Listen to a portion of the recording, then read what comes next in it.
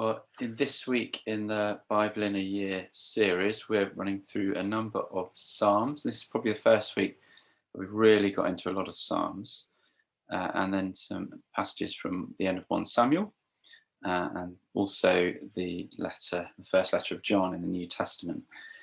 Now, we really are getting stuck into the Psalms. I thought it might be helpful to think, well, what are Psalms? What are they for? Psalms are songs and poems that express the whole gamut of emotion in human life. And sometimes, as some of these Psalms that we'll be looking at this week do, they can feel very intense and quite uncomfortable as well. This week, there are a lot of Psalms about enemies and rescue from enemies. And Psalms can be very, very angry. I love what Eugene Peterson says about Psalms and how they connect to our prayer life.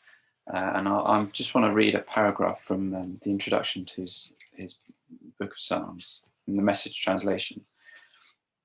And he says, as a pastor, I was charged with, among other things, teaching people to pray, helping them to give voice to the entire experience of human emotion, of being human, and to do it both honestly and thoroughly. I found that it was not as easy as I expected. Getting started is easy enough. The impulse to pray is deep within us, at the very center of our created being. And so practically anything will do to get us started. Help, thanks are our basic prayers. But honesty and thoroughness don't come quite as spontaneously. Faced with the prospect of conversation with a holy God who speaks worlds into being, it is not surprising that we have trouble. We feel awkward and out of place. I'm not good enough for this. I'll wait until I clean up my act and prove that I'm a decent person. Or we excuse ourselves on the grounds that our vocabulary is inadequate. Give me a few months or years to practice prayers that are polished enough for such sacred meeting, then I won't feel so stuttery and ill at ease. My usual response when presented with these difficulties is to put the Psalms in a person's hand and say, go home and pray these. You've got the wrong idea about prayer. The praying you will find in these Psalms will dispel the wrong ideas and introduce you to the real thing. A common response of those who do what I ask is surprise. They don't expect this kind of thing in the Bible. And then I express surprise at their surprise. Did you think these were the prayers of nice people?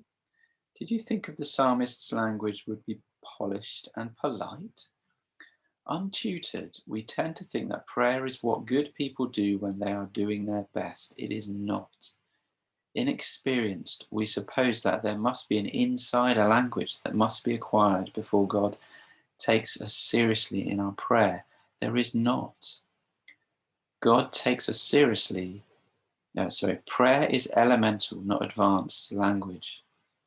It is the means by which our language becomes honest, true, and personal in response to God. It is the means by which we get everything in our lives out in the open before God. So don't just read these psalms, these prayers, but pray them. Pray as if they are your prayers. And be mindful of how those psalms might be teaching us to pray. And if you don't feel like David feels, well, probably you can think of times in your life where you have felt that way. But also, you can probably think of people in the congregation or in the wider world who would be feeling like that. And that itself can teach us how to pray and how to be a people of God.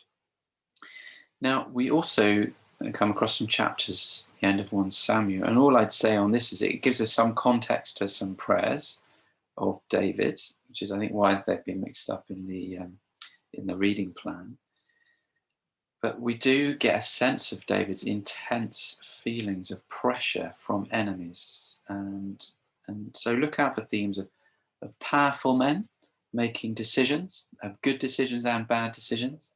And also look out, there's a couple of very wise women in these stories who seem to know what to say at the right time. Then in the New Testament readings, we'll be reading the whole of the first letter of John towards the end of the New Testament.